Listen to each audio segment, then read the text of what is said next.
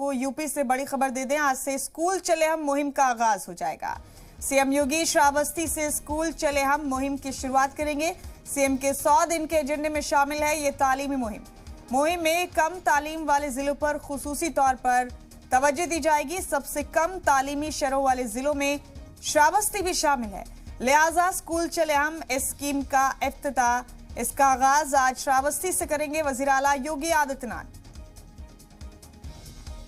अवामी नुमाइंदगी नहीं, अफसरान भी प्राइमरी स्कूल गोद लें, ऐसी अपील की सीएम योगी आदित्यनाथ ने। ये बड़ा अपडेट दे रहे हैं आपको। ये 100 दिन के एजेंडे में शामिल है ये स्कीम भी। सीएम के सरकार बनाने के 100 दिन के अंदर जिन कामों का उन्होंने वादा किया था, जो एजेंडा सेट किया था, स्कूल चले हम मुहिम भी उसी 100 दिन के एजेंडे में शामिल है। श्रावस्ती से इसका आगाज करेंगे योगी आदित्यनाथ। इस स्कीम के जरिए उन जिलों पर फोकस किया जाएगा जिनमें तालीम की शरह कम है और श्रावस्ती ऐसे ही जिलों में से एक है, लिहाजा श्रावस्ती से इसका आगाज किया जा रहा है।